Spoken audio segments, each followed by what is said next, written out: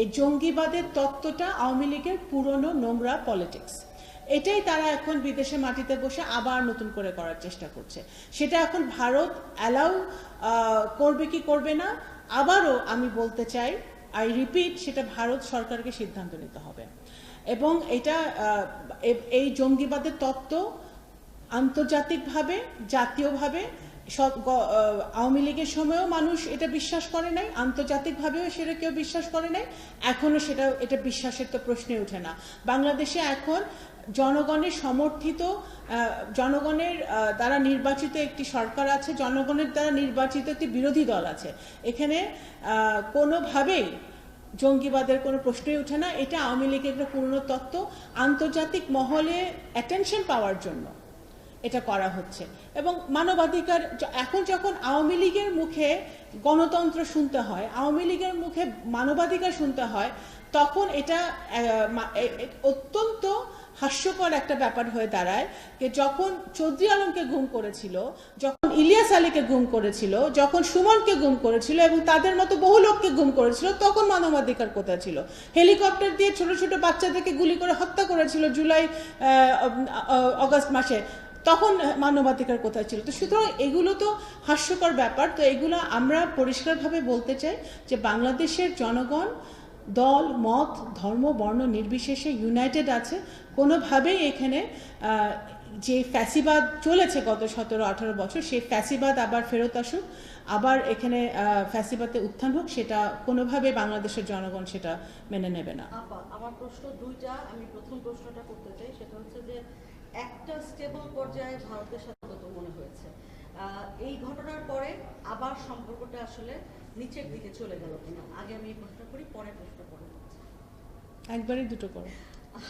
একবারে দুটো। আচ্ছা, আরেকটা হচ্ছে যে আপা, যদিও আপনি বলবেন যে এখনো ম্যাচিউর হয় নাই, সময় আছে, দেরি আছে, কিন্তু ব্রিক্সের প্রধানমন্ত্রীর যাওয়ার বিষয়টা, এটা কতখানি মানে আমি বলছি যে কূটনীতিক সিদ্ধান্তের জন্য ভালো হবে কিনা বিএনপির জন্য, যে এটা একটা একেবারেই আরেকজনের দাওয়াত, শুধু এটা এমন না যে দ্বিপক্ষীয় কোনো দাওয়াত, এটা একেবারেই আরেকটা সংগঠন সেখানকার দাওয়াত হিসেবে, সেই হিসেবেও প্রধানমন্ত্রী যাবেন কিনা দাওয়াতটা রক্ষা করতে?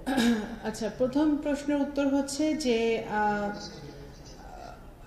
ভারত আর বাংলাদেশের সম্পর্ক উন্নত হোক, সেটা আমি বিশ্বাস করি যে দুই দেশের সরকার, দুই দেশের জনগণ সেটা চায়। কিন্তু ভারতের মাটিতে বসে স্বৈরাচারী, ফ্যাসিবাদী, সাজাপ্রাপ্ত আওয়ামী লীগের লোকজন এবং আওয়ামী লীগের প্রধান যদি এই ধরনের ষড়যন্ত্রমূলক কাজকর্ম চালিয়ে যেতে থাকে এবং সেটা যদি ভারত সরকার এখনই বন্ধ না করে, এই মুহূর্তে বন্ধ না করে, তাহলে অবশ্যই সেটা বাংলাদেশের জনগণের জন্য একটা উদ্বেগের জায়গা তৈরি করে।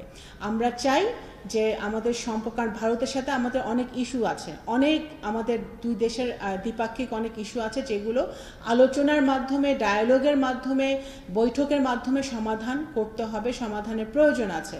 সুতরাং অবশ্যই আমরা বসতে চাই, আমরা আলোচনা করতে চাই, এবং সেইটার সিদ্ধান্তটা ভারতকে এখন নিতে হবে যে তারা এই স্বৈরাচারী, ফ্যাসিবাদী যারা সাজাপ্রাপ্ত, তাদের ভারতের মাটির তারা প্রথম কথা আশ্রয় নিয়ে আছে, এবং তারপরে সেই বক্তব্যগুলো তারা এখনও তারা কন্টিনিউ করতে দিবে কিনা, অ্যালাউ করবে কিনা, সেই সিদ্ধান্তটা ভারতকে নিতে হবে।